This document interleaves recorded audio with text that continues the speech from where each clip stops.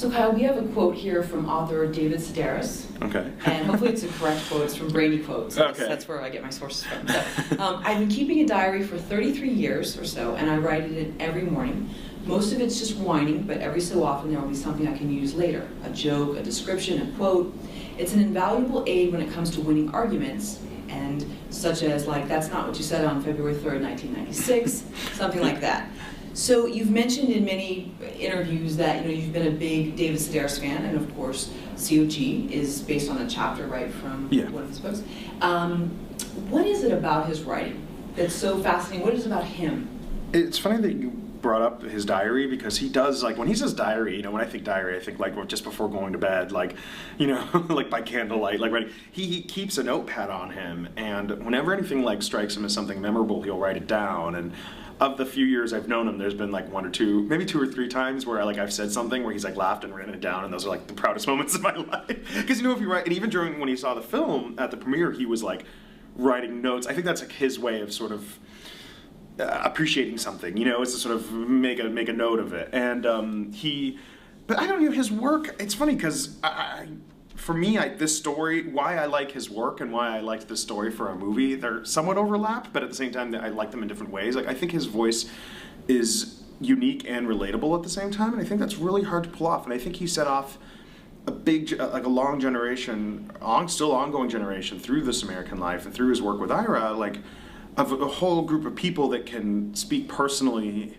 of essayists. Really, I think he helped popularize that in a lot of ways. Not to say it didn't exist before, of course it's existed forever, essayists, but I think the humor and the angle and sort of the approach he took has inspired a lot of people. And for me, I feel like the kind of life anecdotes he tells fit themselves, or at least this one did in particular, to a movie. It doesn't, they're smaller, they're a little, I was interested in that, to make a movie that wasn't trying to solve the world's problems in an hour and a half, that it had ambition but was still relatable and funny but complex. And those are the kind of things I wish I could write myself. So that someone else already did, and I got the opportunity to adapt that, was better than if I could have generated it myself. Do you have a similar voice? As a young man, you said you wish you sort of... I kind of, I wish for it. I don't think I'm as clever. I don't think I'm... I tried to, in writing it, I tried to, because there's punchlines in it that are my own. There's a couple I'm particularly proud of that get laughs, and I hope they fit into that tone. I tried to adapt it, but I don't think I could write, and I don't think I could write about myself like he writes about himself. I don't think I'm as honest with myself as he is, which is amazing how he can be so, his vanity just goes away, and he can write about things so honestly about how he feels about something, even if it reflects kind of badly on him. Which I really appreciate. To not have to,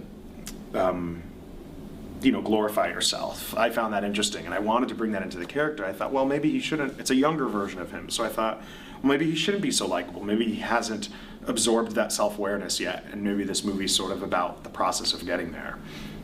Well, you'd mentioned in prior interviews that you'd driven and you'd done things like, paid for expensive tickets to go see him. Yeah. What were some of the highlights of hearing him speak?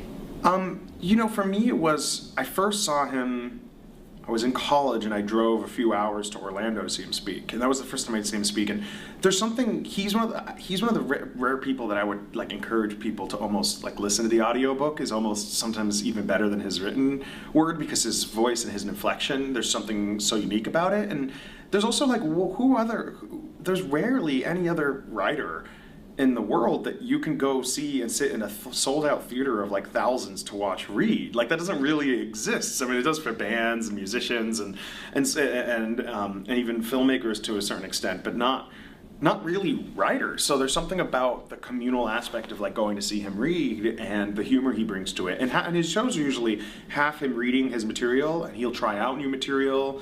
And so you get a little sense of his process, and the other half of his show are Q&As, where he pulls out his diary and kind of goes through anecdotes that connect to what people talk about. And I don't know, he's just immensely entertaining. There's something about that, and I didn't necessarily think the movie would capture that. He's not a writer in the movie. He doesn't read. It doesn't, that's not really part of my intention, but it is part of my admiration for him. And what's one quote from David Sedaris that really stuck out to you? The one, there's tons. what's the, oh, there's something about syphilis. It's really funny. I can't remember it. I can't believe I'm forgetting it. It's the one I always quote. But the one thing I did love that I thought about a lot when I approached him and wanted to make this into a movie, he talked about, in an article he wrote about the movie that was supposed to get made out of Me Talk Pretty one day, back around 99 or 2000, that he eventually decided against doing. And it was, Wayne Wang was going to direct it, and there's a written script for it, and I've even read it. It was kind of surreal and strange. I mean, so different than my movie ever was.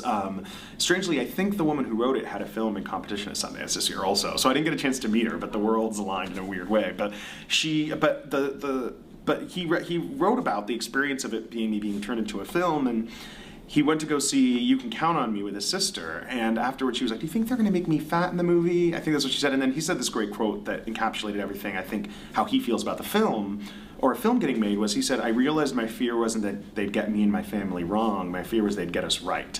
And I think there was something so sincere about that. I think so many people would like jump at the opportunity to like have their life made into a movie, you know? I mean, you meet people every day who are like, my life story would be so interesting. And what I really respected about him was that he was sort of like, no, it's not. What am I going to get from that? What am I going to put my family through on that? And my approach to him was one to really respect that ideal, which is, I want to take this specific story. You know, I didn't want to make a David Sedaris movie necessarily. I wanted to take, of course, that was part of the appeal because I admire him so much, but it was this story, you know, I felt it stood on its own.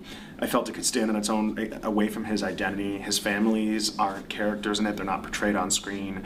So, you know, you have all these elements that I thought would lend him to appreciating that, you know, and he did, and his sort of, to me, his sort of what he communicated to me was, go do what you need, like make your own movie, you know, like go do what you want to do with it. And he didn't really influence it or want to influence it. He's not really interested in the film. He loves films, but he's not interested in the filmmaking process.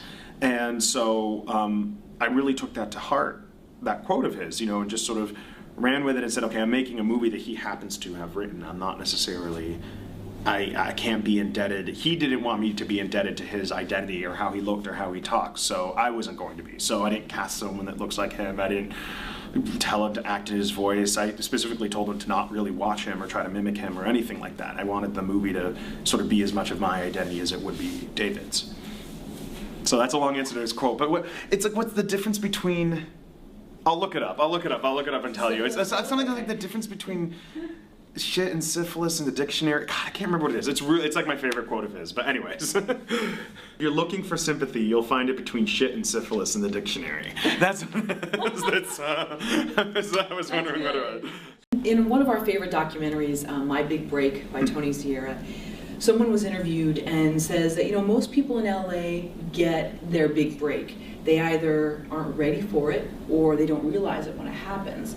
Can you look back on a time when something was presented to you and it seemed pretty minuscule at the time and it was actually life-changing? That's a really good question. I don't know. I think I'd like to imagine that's still maybe ahead of me, you know, in a lot of ways. Like, not to say that, of course, like the opportunities I've had have been like incredible, but I still feel like I've been gladly, and if the rest of my career goes like this, I'd be happy, like working kind of under the radar for a bit. You know, I've kind of always had to try to find my own way to get these films made. You know, it's always come together in some really sort of strange, untraditional way after like 3 years of people telling me no. Like, both my movies have been that path. And so I feel like I've had to find it and build it for myself, which I've been happy to. But I haven't had like an accidental thing yet. You know, I haven't had that sort of like where I made something I didn't think people were gonna see and a ton of people saw it. You know, it hasn't really been that yet. But maybe it has and I just don't realize it. You know, I mean, I think my first film maybe is an indication of that. Like, it didn't get into Sundance, it didn't get into South by Southwest, it didn't get into Tribeca, it didn't get into, I mean, any of the major US festivals, and it felt like it was going to totally disappear. You know, it kind of felt like I made this thing, I'm proud of it, I feel like it's good, I feel like I can stand by it, but like no one is going to play it anywhere. And then we got an opportunity to screen at Cinevegas, which doesn't exist anymore, but at the time was notable, you know, enough to get the movie on the radar. And then And then the movie ended up getting 2 Spirit Award nominations. So it ended up building to something, you know? So I think, as opposed to maybe something being like a snapping point or like a big break or like this big opportunity, it's just happening, I think it's happening very slowly, and I'm working really hard for it, and I hope that, like I said, if I keep on making movies the same way I've been making them, and I keep on falling under the radar, like I'm fine with that. To me, I just want to make movies. I don't want to, you know, as long as each film I feel like lends itself the opportunity to get to make the next one. So that's what I'm hoping for. You know, I don't know if I'll ever be like a big break like that. But I mean, getting into Sundance is, and I think in a weird way, maybe not getting to Sundance was like it gave me a lot of perspective, a lot of appreciation for when I did get to play there. If it had been my first time, I think I would have been thrilled, but I think it would have I wouldn't have understood how hard it can really be to get to play a movie there, you know, and a lot of people I know, just because you've played one movie there doesn't mean your next one's necessarily going to play there, you know, and the other way around. So there's no guarantee, and I think I went in with that appreciation and sort of said, okay, hey, I felt really lucky, you know, I felt like I didn't feel like I paid my dues with my first movie and got an opportunity to now. But I just felt like I got a chance to screen it there, and this particular movie appealed to them in a specific way, and that's great. And whether I ever, hopefully, get a chance to play another movie there, but if not, I did have that one experience, which I always wanted. So, well, going back to the Someone to Watch award, how much pressure did you feel after that? Because I'm sure it's a great feeling, it's elating, but then there's also this new pressure that I've got to follow up with something wonderful. And so c.o.g. It's funny because I remember we were in negotiations with David for the rights when I won that. So it was strange because there was all these press interviews and they're like, what are you doing next? There's someone to watch it, what are you doing? And I couldn't talk about it yet because I think it was just super, I would have loved to have, but it would have been almost preempt. It would have been way too preemptive, you know. Until something's signed, I feel like it's not respectful to talk about it. But I remember at the time feeling like it felt good because I had this dream thing. Like the timing felt so. That was probably like one of the high moments of like my life. Like I won this award, which is surreal and it did great for me. It helped. I used that money to pay for the option, which I would have never been able to afford on my own otherwise.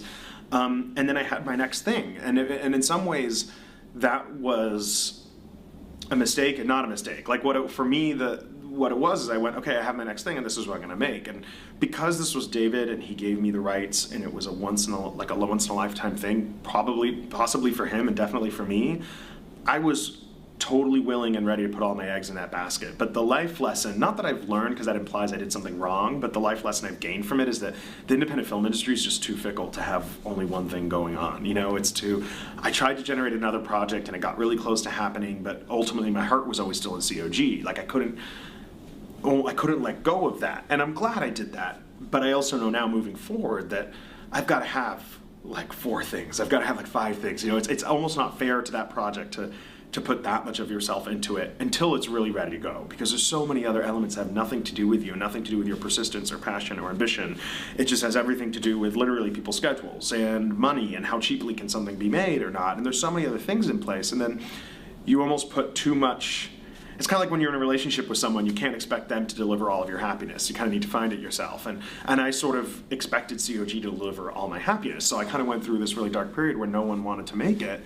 And it was kind of like, and I understand why they didn't want to make it. It's a darker film. It doesn't wear Sedaris' voice on its sleeve. There's no voiceover in it. It's funny. I think it's funny, but it's also got this whole other angle to it that's challenging and divisive and all of these things. And that's what I wanted it to be. So I didn't want to relent on that. So, and I didn't want to relent on some of my creative control over the project. So it just took longer to get made. But I don't think it would have been as emotionally difficult for me had I diversified myself more, you know? So one of my goals now, like in life, is to just sort of like, I've got something that hopefully is going to go this summer. I can't talk about it yet, but it's a really exciting project.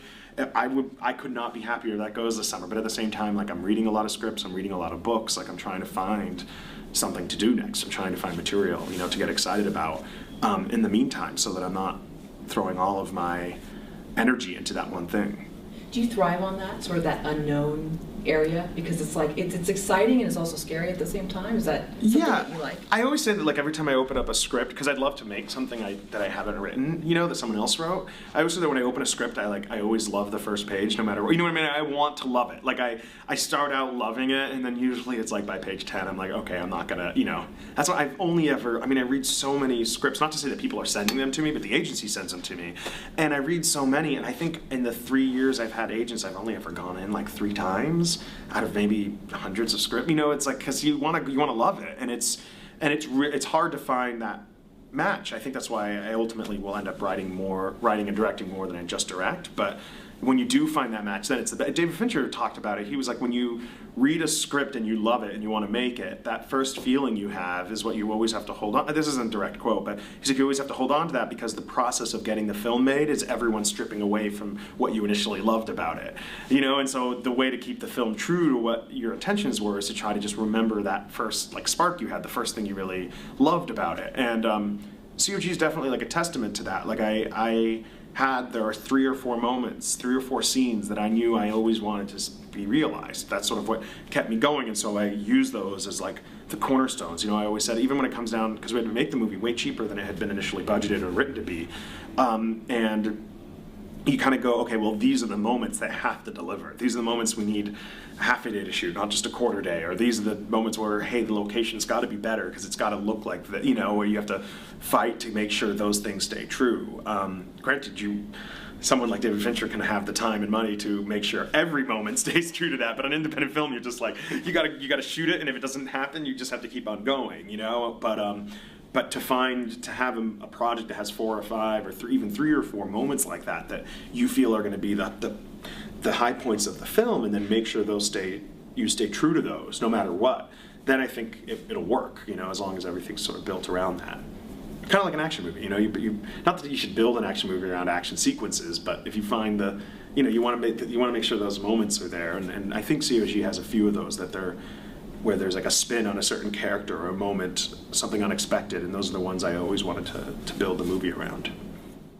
I understand that you did not audition any lead actors for c.o.g., is that right? Yeah, my first film was like all auditions. I don't think there was anyone in the film that did an audition for it. And this time around, because I had my first film to sort of show for myself, I could just kind of go directly to people I liked. And I also learned, I love the casting process. Like I mean, we auditioned some people, like some of the day players, some of the smaller parts, you know, but everyone whose work I'd seen, for me, I feel like, I heard a story recently about Chris Cooper auditioning for a movie, and I thought, what would you need Chris Cooper to audition for? Like, he's this amazing, brilliant actor. Like, what is he going to show you in an audition room? I think it was for like a big studio movie, so the network, or not the studio needs him to audition. But still, I felt like he's like one of the greatest actors of his generation. Like, what would you ask from him that he hasn't already shown he can do? But for me, it was a similar mind state of that, of just like, there's these actors that I just love. Like, I thought Corey Stoll just took Midnight in Paris had so many great performances in it, and here you had this guy who really had very little previous film presence before and stole the whole movie in just like 2 scenes, and it was like, that feeling was like, I want to work with that guy, like no matter what.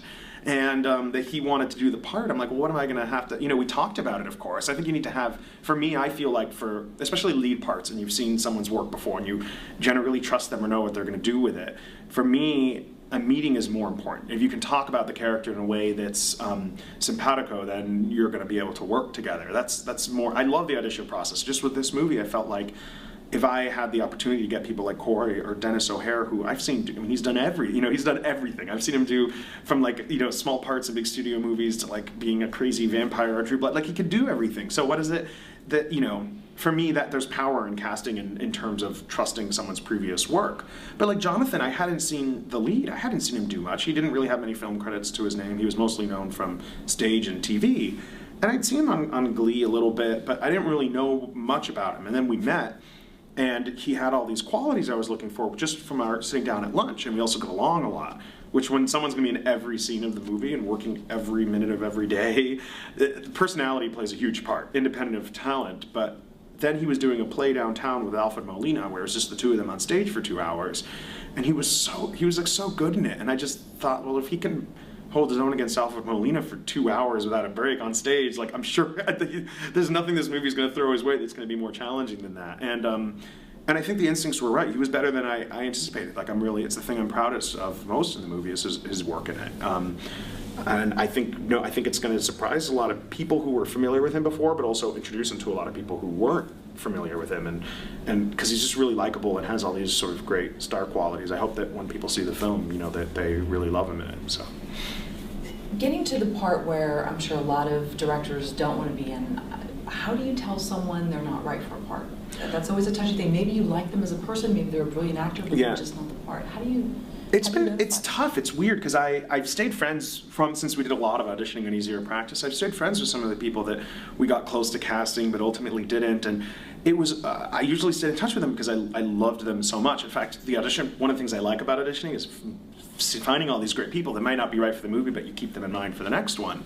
And for me, it's weird, yeah. Someone can be, and it's hard because it's an argument you always end up having to have with producers, because they're going to be like, well, or executive types, like, well, there's this big name and we'd love to get him, and it's like, well, yeah, he's a great actor, but he's not right for this. Not, I don't always believe the biggest name is the best name, but to go back to even someone who might just not be right for the part, it can be really hard, because just because you love someone and maybe you really wanted to work with them doesn't mean it's always gonna fit right. And it's just, I don't know what it is. Casting, I think, only is instinct. I really, really believe that. I mean, I think there's responsibility sometimes financially, but I think if you're making a movie relatively cheaply, you just need to trust your instincts on it 100%. I really believe that, and it's hard because I think if I've ever argued with financiers the most, a thing about the most, it's casting. Because I think at the end of the day, if you don't have any money and you don't have any time, as long as you have a camera and like a decent looking space, if you have great actors, like you can have something amazing. And so I've always fought for independence in casting. I always have, and of course it makes maybe a movie more challenging to sell or whatever. But at the end of the day, I can stand by it more. I think independent film has become kind of fueled a lot by the casting process. So you get all these small movies with kind of big names, or like people who haven't just like hyped names. I try not to serve into that at all. I try to just cast someone based off what I think of them, but that can create a lot of opposition too. On this film it didn't. I think people were really excited. Everyone kind of knew that Jonathan was in a place to do something like this, and everyone knew Corey was, it was before any of us had seen House of Cards, but House of Cards has elevated him so much, but we all knew he was in a place for that. And same with, Dennis is just, he's one of those guys that's been acting for so long and done so much amazing work that for me, for me it was like, it's gotta be him. Like I love his work so much, and I think everyone loves him in the film, so there was never any, we got lucky, but also that's because I passed on a lot of opportunities to make this film without casting control. So I made sure that by the time I did get to make it, it was with the understanding that I was gonna cast this film the way I wanted to cast it. And I fought for that and had to wait a long time for that, but it ended up being worth it. I don't know if you saw Shawn Bakers' Starlet. I haven't seen it yet, but I'm dying. I know Shawn, and I've been dying to see it. Yeah, and he cast one of this older lead, Besedka Johnson, just by seeing her at the YMCA. Yeah, that's what I heard. That it was like him, and I know Blake, the producer he works with too, that just like saw her and thought she'd be right for it. She was excellent. Yeah, and the chemistry between she and Dree was amazing. So was there anyone like that where you just kind of saw them in passing or just... I've always wanted that. You always hear those stories. I've always wanted that to like walk. I almost did once in my first film. I remember we were having trouble finding the right person for the lead, and Brian, who ended up coming in for it, was like the last person to come in, not because we didn't want to see him, but because he was busy, I think, shooting Hurt Locker at the time, so he just wasn't even available. I remember one time I was at the Warner Brothers commissary and saw someone that I was like, he looks right for the part. And Cookie, my producer, was like, let me just go see if would be interested, and he ended up being like, no, I'm not an actor. But it was one of those things where like that's like my dream, to just like find someone like that. It's never, yeah, exactly, where you just like see someone and you know that they're right. It hasn't happened to me yet, but I certainly want that to happen at some point. I think would be great. But what I do try to do, the variation of that, is I try to always, even if I see someone like in a commercial that I think was like really interesting or kind of funny, like I try to look them up, or someone who might have a bit part in a, I've met a lot of actors that way, where I see them in like one scene of an episode of a show and think they're really interesting, and then you bring them in for an audition and you meet them, and then you end up really liking them, and then sometimes they end up like their careers end up like exploding off without you having had any influence on that. But I think it's good to be aware of that and to try to write those names down, and I have like a huge running list of just people I think are interesting that way. Haven't totally ended up casting anyone from it yet, but I've met a lot of great people that way. Kyle, thousands of filmmakers submit their films to Sundance every year. and only a couple hundred are accepted. So if someone came to you and said, I want to get my film to Sundance, what would you tell them besides, you know, great, fill out the paperwork, get the $100 check or whatever ready?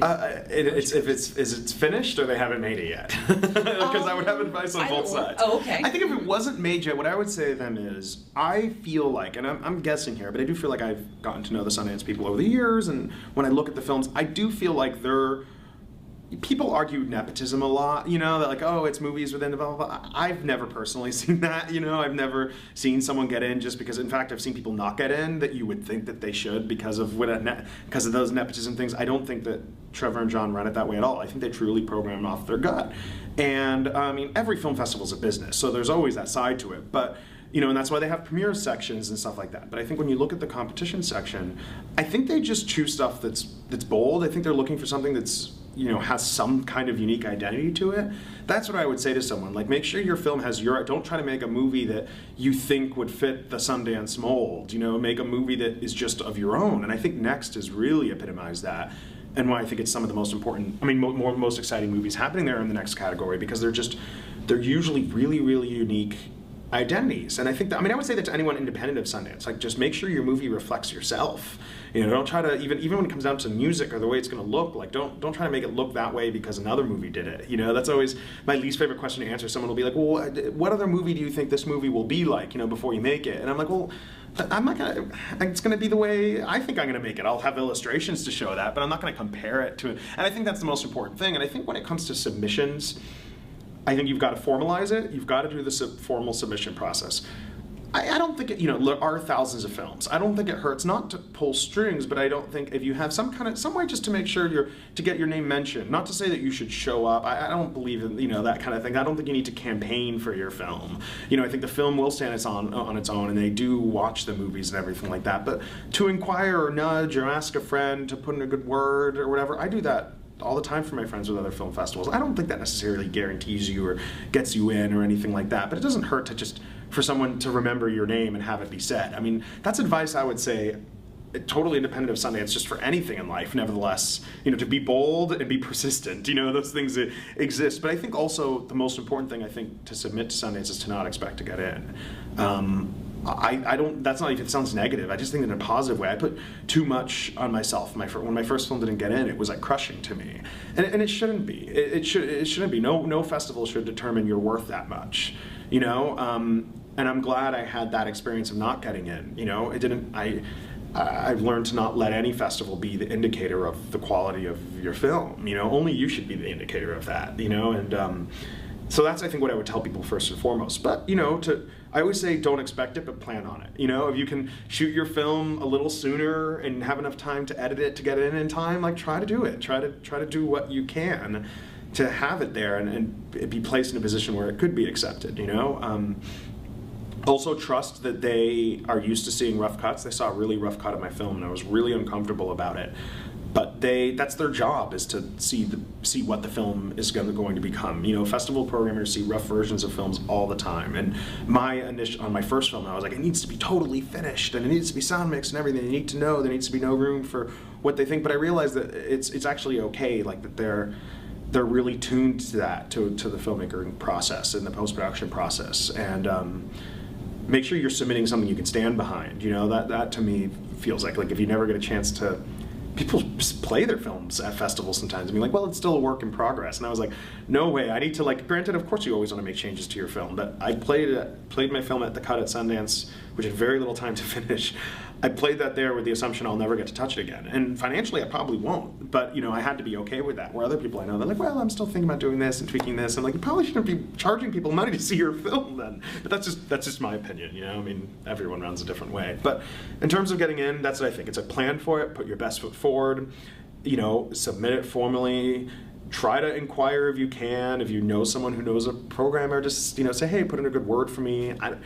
I would say just to do that, just to create awareness of the project. But having said that, and I've programmed for festivals before, not Sundance, but I watch everything. Every festival programmer I know, they do watch things. There's always this sort of angst about, well, will they really watch it or not? And they will, because I feel like the true festival programmer, you know, when you meet the people who've been doing it their whole lives, what they want they want, like I said, when I read a script the first time, I want to, like, when they put in a movie, I think they always want to love it. They want to discover that movie that, like, someone made in their backyard in Tennessee that's, like, unheard of and unparalleled and totally unique and creative. Like, that's what their desire is for. And so I think you want to keep that in mind, that they're not, I've rarely seen a festival programmer that's a cynic. You know, rarely. Usually they have that optimism of wanting to find something great in the middle of thousands of movies. And most of those thousands of movies aren't, you know, it's strange. You think, like, God, who made 12,000 movies? You know, and I think a lot of times they're really rough. You know, sometimes the movies are really rough and maybe aren't unique enough. But you know, I do think everything does get considered. And do you think a lot of filmmakers get overzealous and they put their first feature in something thinking that it's going to work? Or I mean, yeah, I think you make it. Of course, I made my first movie being like, it's going to play at Sundance, and then I'm going to get to make my next film. I mean, you kind of have to have that, like, vision for yourself, but at the same time, it shouldn't dictate everything. And I think, of course, if you can get your first film to play there, you absolutely should. I would play anything I could there. So I certainly think you should always aim the highest you can, but also not. I think what happens then, you put so much expectation on it, so much value on the festival, that then if you don't, and I see this happen to me briefly, and I've seen it happen to a lot of people, that if you don't get in, then you feel like it's indicative of your worth. You know, it's like if you don't do well on the SATs, it makes you feel like you're dumb. When the SATs don't really, you know, I mean, they don't have. It's kind of the same feeling. It shouldn't dictate that at all, because they see so many films, and ultimately they have an MO. They have a certain amount of films, a certain program, some movies with one storyline, and they want different storyline. You know, they have their own goals that are separate from your own. And having said that too, if you do get in, and then your movie doesn't blow up there, you know, it's like if your movie doesn't become one of the big overnight sales, like my movie it's gonna sell, we're gonna get distribution, I'm really happy about it, people are gonna get a chance to see it. It's exactly what I expected the path to go down, but of course you go to the festival hoping, I'm gonna be, you know, Beasts, or I'm going to be Fruitvale, or I'm going to be whatever it might be. You want to be like that breakout, but only one movie or two movies every year got to be that breakout. So it's unfair for you to put yourself in that expectation to say, well, if I don't break out from this, and if there aren't people knocking my door to make the next film, like, that's unreasonable to put on to any. You can't gauge what is going to hit a certain audience at a certain time. So anyways, I guess my whole goal is, my whole thing, I'm going off on tangents, but my whole feeling about it is that you can't expect the industry, by that I mean the festival industry or the industry, to like hand you anything just because you made your first film, or even just because you made your second film, or even just because you made your third. Like, if anything I've learned along the way is like, it's not necessarily going to get easier. You have to keep on proving yourself, and you have to keep on fighting for yourself. Sure, some people their movie blows up and then they get all the opportunities handed to them, but that's one out of every, 200, 300 filmmakers, and so doesn't mean that I'm going to stop making films just because one movie didn't do as well, or as well as another movie or something. I think that you just can't expect. You can hope, I guess, it's like you can plan for Sundance but don't expect it. You can plan for success but don't expect success. I think that's like the best advice. Not you put too much pressure on yourself. Do you think in some sense it almost gets harder? Because people love discovering new things and they want to embrace it and they want to be the first to jump on, and then once something's already established, then the peanut gallery comes out, whether it's from jealousy or just, I could have done a better job or whatever. It seems like it's almost harder in some sense. Some ways it gets harder, some ways it gets easier. Like I said, like casting got easier because I could get access to these amazing actors that I loved because I had a film to show for myself, so they could watch and be like, okay, it takes away some risk for them. They can say, I liked his first movie, so yeah. In other ways it gets a lot harder because you're not a blank slate anymore, so people can't project how they think you're going to be. Financiers can't project. They can see your film and then they can say, well, the first one didn't really make that much money, and yeah, it got awards, but how many people saw it, whatever they can use that as. But I think the true people are going to see potential. The true people who you want to collaborate with will see what you were trying to do and whether you achieved it or not, and see how you might bring that into the next film and grow from it. I hope people see that. But yeah, in some ways it does get absolutely harder. It took longer for me to make my second film than my first film, and we made it cheaper. So it wasn't necessarily money. It's just the nature of how challenging is the material. Kyle, how did Sundance notify you that c.o.g had been accepted? I got a call, but I made the film. We were. I think Trevor said this when he introduced the film publicly, that I think we were the only movie no movie has ever wrapped shooting in November and played the festival in January. So we had a really fast post-production process. I'm my own editor. I run posts on my movie, so I was able to pull it off, you know, but it was one of those things where we submitted a rough cut and I didn't have to wait that long because they were having to lock their schedule. I was just lucky they even were able to watch it still, you know, because they were still watching a handful of straggling films that were coming in, and I was able to get a rough version of my movie in. So I didn't have to wait. I had to wait less than a week, but still, when I got the call, it was where it felt really good was that not knowing what it felt like to not get in, which hit me too hard the first time, that this time around I told myself, I was like, I'm just submitting because I put the film, I knew I wasn't going to sit in the film for a year. I knew I'd try other festivals. I didn't even, when we were shooting the film, I didn't even think we were going to get a chance to even play Sundance because I just think the timing would work out. And so for me, when I found out that there would still be enough time for me to put a rough edit together for them to screen, I thought, I'm submitting for myself. I'm not submitting for even the movie. I'm just submitting to know I did my best in the time I had. I didn't sleep for a week and I got an edit together, you know, that kind of thing. I did my best in that time. So at the end of the day, I couldn't feel like, well, maybe, what if, you know, that feeling, you know, I wouldn't regret not trying for it. So ultimately submitting the movie for me, it felt more cathartic. And I was expecting to not get in a lot of ways. So getting in felt really good, and the call came from Trevor, who, you know, he kind of saved my first film. You know, all the major festivals had passed on it, and he was running Cine Vegas at the same time he was running Sundance, and so he had seen it at Sundance because they had really considered it. And one of the strangest moments for me in talking about Sundance was when John Cooper introduced the premiere of c.o.g. You know, he talked about how it still haunted him to not program Easier Practice, which was like really humbling and really nice to hear in a lot of ways, to know that they really did, you know, consider it. And mine was one of those, like we were talking about before, mine was a totally blind submission. I didn't know anyone in the festival world at all in my first film. So to hear it got that close is really overwhelming. And so getting the call from Trevor, who's been one of the most supportive people to me, it just meant a lot. It had like the weight of like years on it, you know? It sort of had the weight of no one wanting this film to get made. It's, in some strange way, you know, you don't want to look to the festival to give you validation, but the one thing it does nice, it doesn't give you personal validation, it gives validation to everyone else. You know, for everyone else, it's a shorthand. It's kind of like the same way the Spirit Awards was. It's like, for me, like winning awards and stuff, it doesn't really mean anything to me personally, but what it means is something for the movie, and it means something for like my ability to keep on making movies, because it's shorthand for people. So people are like, well, I didn't really like it that much, but it played Sundance, so there must be something great and good about it. You know, people use it as like a litmus test, for better or worse. It's one of the advantages of it. So for me, it felt really good. I mean, it was really, and also like I was at the very tail end of working every day, because it was like we were financed in August, we prepped in September, we shot in October and part of November, I cut it in November, we found out we got in late November. You know, it was one of those things where it was like I didn't sleep, and then it was like I had to cut, then I had like less than a month to lock picture, and then post, and then 2 days later we premiered the movie. So it was literally one long stream of like 4 months of just nonstop work every day of the week. So it was sort of a culmination of that, and all of that sort of apexed with me getting the sickest I've been maybe in my entire life, if not at least a decade, when in Sundance, because I think my body just like shut down from all the hard work. But it was really, I mean, it was a great feeling, and it was really nice to have their support. It was. So your first two films, Easier with Practice and C.o.g., are adapted works. Yeah.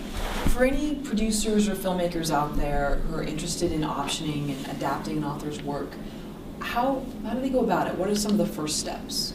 The first steps is usually if you go to the author's site, you can find agent information or contact. So this is assuming if you're totally independent, you don't have an agent, you don't have a manager, no one that can sort of inquire these things for you.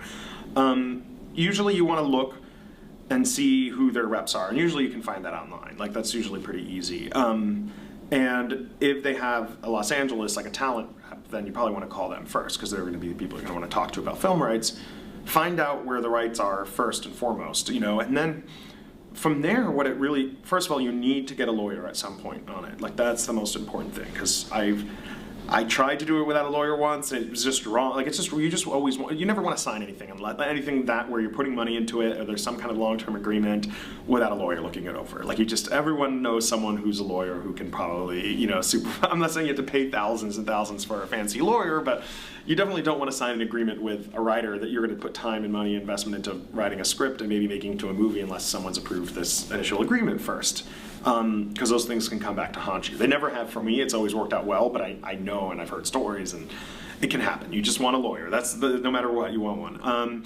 But you want to see how open they are to saying yes. You want to see how much money it's going to cost.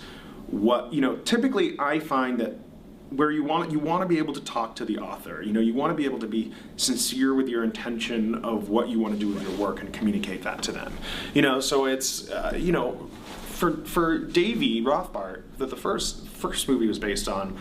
He was really interested in film, and this was a magazine article he wrote, but it was part of his life, and getting in touch with him is a little bit easier. But I also went through like a friend who was at an agency, so that I didn't have any agents, but I had a friend call who was working at an agency, so it seemed a little bit more formal just to get into the door. You want to try to pull any kind of tricks like that you can. Not lying to people or anything, but just if you have a friend with any kind of access like that, or a friend who works at an agency, or someone who could do you a favor and make at least that initial call. They don't need to say they're repping you, but just always try to find any kind of back channels in.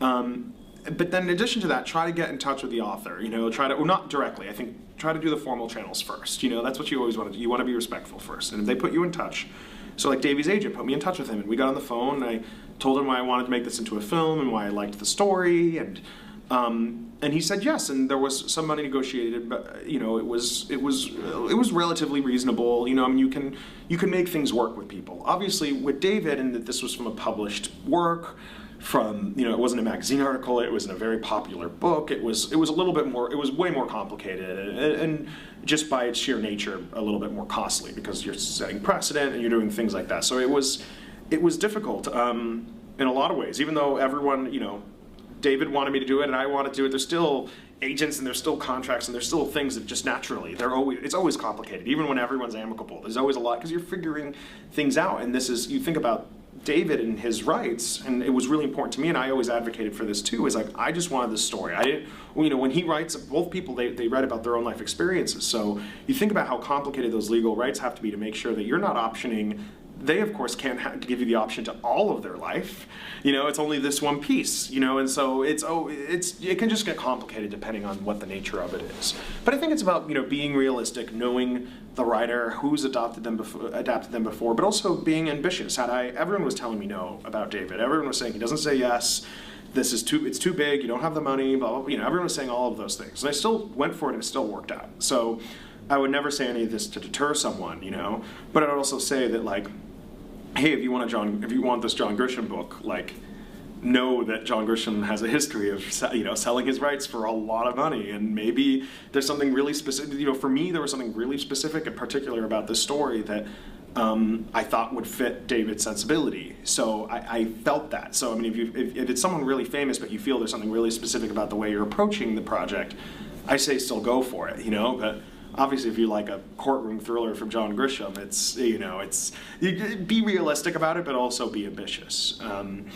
And even if that writer you reach out to, let's say it's like an ebook or something, they don't have any representation, make sure that on their side too that they have lawyers. Make sure everyone's happy and be upfront, and better to figure out if there's going to be conflicts before than when you've already finished a film and then suddenly someone has a problem with it. You want to get that stuff out of the way right away. But a lot of writers they'll either sometimes give free options or really cheap options for just like a year, and then you can update it later. There's a lot of ways to go about getting access to material. What about follow-up, Kyle? Like if you write to someone or contact their people and you don't hear back, or what if you hear a no? Is it then bad form to then go back again and try to push? I don't think so. I think that there's always a matter of you have to know that it's their job to say no. It's an agent's job to say no. They're protecting their client, and they probably get a lot of requests. So you have to be respectful of them, but persistent. But also then at that point, for me, his representation, who've been incredibly supportive of the project, I don't have a single bad thing to say about them. They were just like, look, it's his policy to say no. We really appreciate it, but he said no to film projects. And for me, at that point, I was like, well, this is different, and I want to communicate to him how this one's different. But, I had a finished film, and so I just went to one of his book readings and handed him a copy of the film. I didn't try to pitch him myself there or anything. I mean, he was, Davy Rothbart was a This American Life colleague of his. They knew each other, and so I could be like, hey, I made this movie about Davy Rothbart. If you like it, I'd like to talk to you.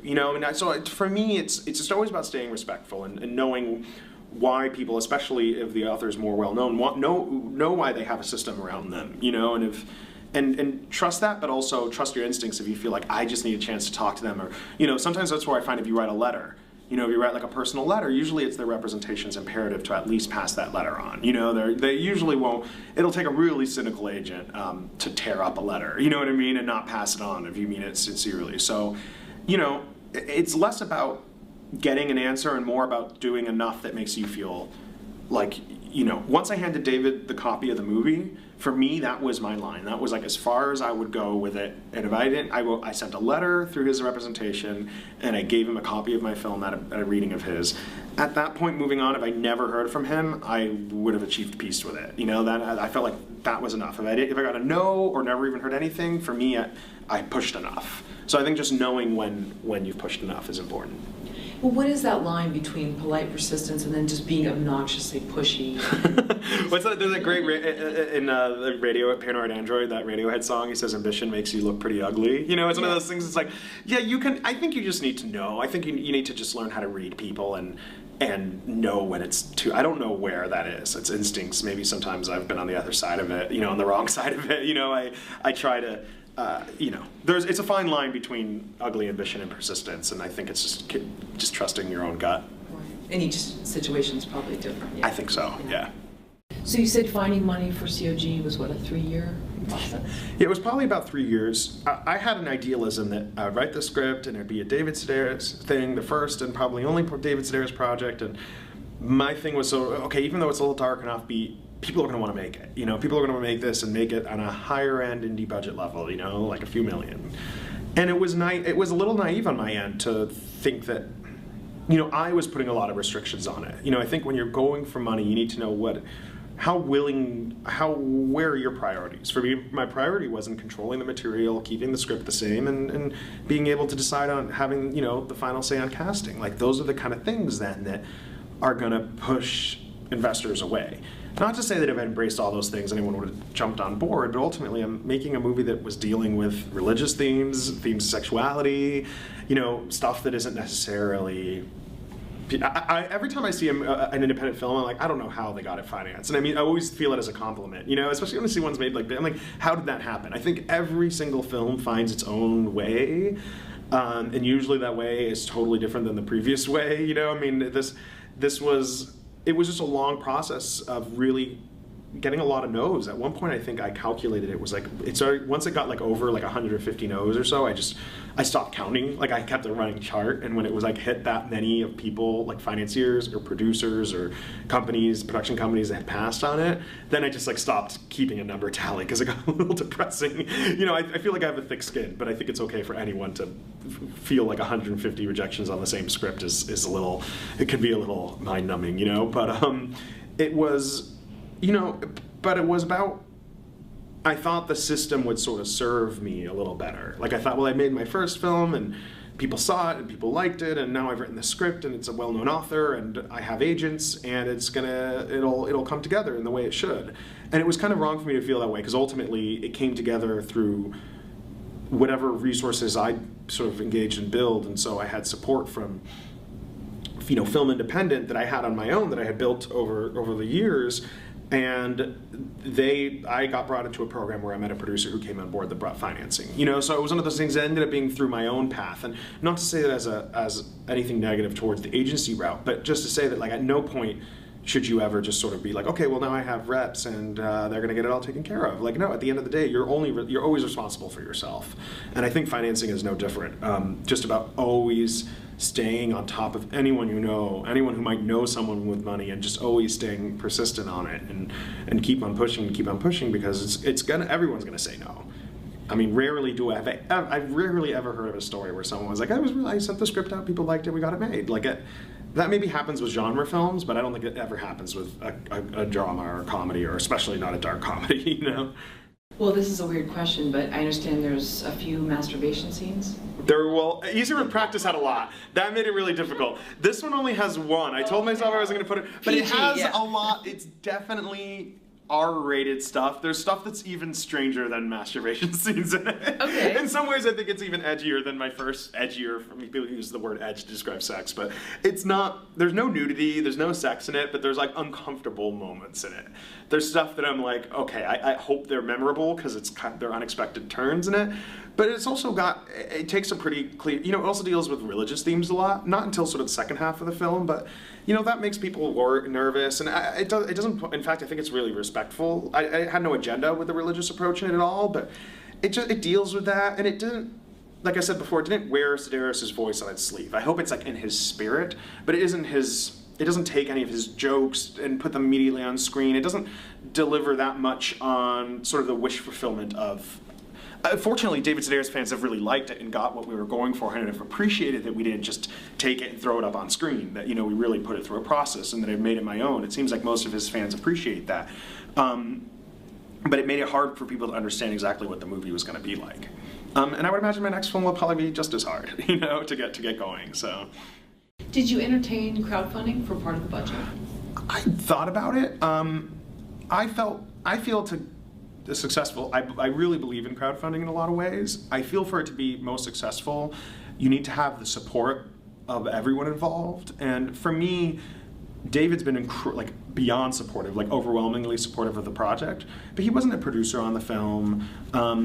He would say this too. He wasn't interested in the process. He wanted to let me go make it. And I sort of felt to run a successful crowdsourcing campaign for it, it would have needed his involvement, because I felt it would have been sort of disingenuous to be, the way to run a successful campaign would have been like, hey, Sedaris fans, do you want to see a Sedaris movie? And it would have sort of, I didn't feel comfortable asking him. Maybe he would have helped me and done a video, I'm not sure, but it felt wrong to ask him, you know, for me, and I felt without his support, it felt sort of wrong to run a campaign for it. Now that there's a finished film, if it had, we've closed distribution, so, but if I was doing a self-distribution, I would consider it now that there's a finished film, and now that I have interviews with David and elements I can use with his permission, of course, but I feel like it's each project's its own, and some projects are meant to be crowdfunded, and this one just wasn't one of them. I didn't feel like I could engage the community in the right way, and also we had some actors attached, but they ended up not being the actors in the final film, and I felt like we would have needed to utilize them, but I felt uncomfortable with that because I didn't have a working relationship with them yet, and they were, you know, slightly bigger names than what ended up in the movie, just by the nature of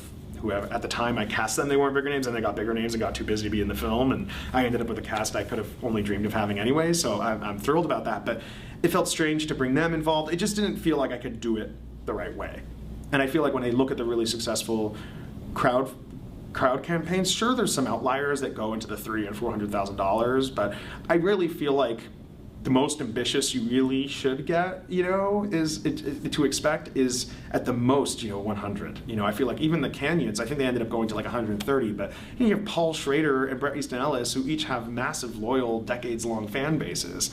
And even then, they pushed a lot on that campaign, and, you know, they hit, which is an incredible amount of money, but that still wasn't enough for me to make the film. So I also felt uncomfortable going out there and being like, give me $100,000 and maybe I'll be able to find the other however much we need. It just felt wrong for this project, but I hope I can do something one day that I can make cheaply enough. You know, this movie had to be shot on location. It had 30 speaking parts. It had, you know, a different location every day, all exteriors. It just had things that naturally made it expensive. But I hope to do something. If I did something small, if I did a movie I could shoot on my own and with minimal crew and minimal locations, and here in Los Angeles, I would totally consider doing crowdsourcing that way. Kyle, how many filmmakers at Sundance had publicists, and it's a necessary thing? Most filmmakers I knew had publicists there. I think everyone in competition did, and probably most of the films in Next. I mean, I think if you're playing, you have to know the festival you're playing at. You know, I think if you're playing at a big festival, I mean, Sundance is arguably the second biggest film festival in the world. If you have an opportunity to play there, like, you find a way to get a publicist. I mean, it's like, you know, you can get someone, you can find people to work, you know, relatively cheaply, but it's going to take some money.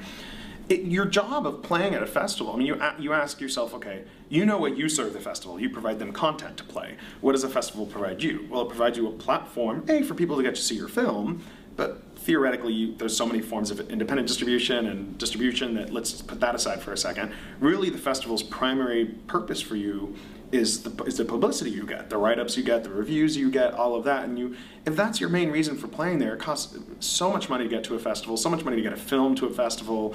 At that point, the few $1,000s plus, you might have to set aside to get a good publicist on board, to me, comparatively, cost-wise, seems imperative. Granted, if you're playing a smaller festival, if you're playing in a smaller city without as much press coverage, most small film festivals have a great press team. They usually bring in press teams from New York or LA, and they do the press for the films. And granted, their motivation is to publicity for the festival, but they usually can get you pretty good coverage. And it just depends. I would say it depends on how many movies are really at the festival. How big of a festival is it? Is it your world premiere? Is it, these are all the questions you kind of have to ask, because there is a way to do it yourself. But I also think there's so many other things you have to focus on. Sometimes it's really nice to be able to have someone worrying about that side. And it's also, I find where publicists become the most useful is they're knowledgeable about, like, the critics. So they're knowledgeable at Variety. There's 3 critics there, let's say, or something. Then they know, they'll say, well, I think this one is going to appreciate your movie the best because I had this other movie that was kind of like it, and he really liked it, and it really helped us. So I'm going to make sure he can go, like, think about that on your own. You're trying to get ready for the festival. You're trying to get materials ready. You're trying to get, like, cast ready, travel ready. And then you're going to have to do research on which critics, and then you don't have the influence to call Variety and say, hey, can this guy review my film? Not to say that publicists always have that influence, and I'm just using Variety because it's just broad and easy to recognize. I've never had that experience specifically with them, and they've always been great to me. But it's into my films. But I think it's someone that can help navigate it, especially if you never have before. So I really strongly encourage it. I think of all festival expenses, it's probably one of the most important to consider. But if you're playing a smaller regional festival, you'll probably be okay because usually, you'll have some press there and mostly local press, and they're gonna want to seek you out. They're gonna on their end. There's maybe 15 movies in the festival or 20 as opposed to 200. So. Each situation is its own, but it's definitely something I encourage on the bigger festivals. Let's say though that there's just no option of having a publicist, and it's a smaller festival, and you're just getting your toe in the water. What are some DIY, do-it-yourself kind of your own publicist? I think the good thing is the internet helps with this a lot. I think and I've done this in the past too with some smaller festivals. Is look at people who have covered it in the past. Usually you can get the press list from the festival if you're going to be doing it yourself, so they can tell you who's going to be there. Put together your own press blast even if you have to. Like if you create an email address that says whatever c.o.g movie at whatever, create an email address and put together just I think everyone knows what not a press release but like a screening blast. Just has your poster, your screening times, a little description of the movie, the cast, and a contact, and then send that to everyone on the list. Like that's what your publicist is going to do first and foremost, to just create awareness, and also work with their publicity office a lot. Like let them know what the anecdotes of your story are. Like what is the narrative behind your story that people are going to want to hear. Obviously, with this film, people want to hear how did Sedaris, how did you get the rights, and that's a story that I'll probably still tell plenty of times ahead of me, but. I know that, or I know what is in your film that's specific to press. So my film has gay elements. I'm gay. Okay, so that opens up gay press. Or do you have a certain minority that there's, a lot of festivals usually have like a Latino, press presence, and they want to find someone who's either, my parents are Cuban immigrants, so that usually is then a story that way. So you kind of just need to be aware of what are the strengths of your film that might appeal to specific press. And get involved with the festival's press offices and ask them what you can do and make yourself known. I find now with the internet that I feel like the canvassing is less important. I feel like even 4 years ago, like the getting postcards and putting them all up around town and posters, I feel like that used to be the most important thing to do at a film festival. Now I don't really know, at least at Sundance, almost no one did that. We had like some postcards and a couple posters, but it just depends on. I feel like the program guide and people will look things up on the internet, having a nice, well-maintained Facebook page, I feel is even more important than putting up posters all around town. Someone might disagree with me on that, but lately I found that seems to be more important. Have you ever done your own social media before? I do my own social media. Oh, you do? Yeah. Okay. Oh, yeah, definitely. Are you obsessive about checking Twitter? Yeah, I'm not really as good with Twitter as I should be. I've been running the Facebook page more because I feel like I can. I should be better about Twitter because that's obviously has a little bit more exposure sometimes. But Facebook, I get more how to create it. Like I get how to integrate images more. I get how to make it look better. I have a relationship with the guy who runs Sedaris' page, so we can run links to that and get attention that way. Whereas like Twitter, we don't necessarily have that kind of like, and I also don't, my own personal Twitter, I don't update that much. I'm really bad with it, so I should be better with Twitter, but the Facebook one I run a lot. And I just try to make sure to keep content on it, you know, at least twice a week, put something up. You know, even if it's just an update or something, you know, so that people don't forget about it and keep it going. But I haven't been able, with the festival was one thing, and the festival, Sundance generated a lot of its own press, but now I'm getting into a little bit more of the DIY mode, which is like, okay, we have our distribution coming up. I know I have to be responsible for a lot of the awareness of the film, so I need to start getting it out there a lot more. So aside from your movies, what is the brand of Kyle? Because, you know, you see that once you get to a certain level, you become, you know, Tom Inc. You become all these different things. So what's the brand of Kyle? Because you do have to throw personal elements. You have to think about it. You do. And I'd be like, ideal world, like I would just like keep on making movies and no one would even know what I would look like. But I also know nowadays, especially with the internet and independent film primarily being director fueled. You know, there's movies at Sundance with big name stars in them, and the press still just want to talk to the director. It's kind of surreal. It's only an independent film doesn't really work that way. But I've definitely thought about it, and obviously there's a lot of connective tissue between my first and second film. Like they're both based on like memoir essays. They're both This American Life writers named David. They both deal with like themes of sexuality. I think the movies are really different. I think c.o.g. is a lot funnier. It's a lot faster. The pacing's really different. But I also don't necessarily want to continue down that path. You know, the next thing I'm involved with is a true life story, but it's not memoir based really. It's like an actual like historical event. So it's placed in a specific period. It's different. It's really different. It's a lot colder. It's more of a drama. But obviously, making two films that are generally similar, I don't mind sort of being put in that place, but I also hope to be able to break out with it and maybe do something a little more genre or something a little different. But I guess I would love for my brand to be a non-brand, you know? That's why like I've always respected Ang Lee. Like even when he's made, you know, he's made his fair share of like not as great movies, but he's always made something great. But he's always made something so wildly different than before that I really respect that. Like I'd love to have that opportunity, but we'll see. Either way, the way I think about it, the way I think about myself is I would love an opportunity to make something on a bigger scale. If that happens, that's great. But as far as I'm concerned, the path I'm continuing down is still an independent one, still a low budget one. I think you have to be responsible to make movies cheaply nowadays, because if you're not doing it cheaply, someone else will. And so I just try to always still think of things smaller. I just think it's that way I can, if I need to, you know, I hope I can go into a project that has financing already. I don't have to do all that. But if I do have to go down that path again, then I'm prepared to, and I have projects that are prepared to be made, you know, on a scalable budget.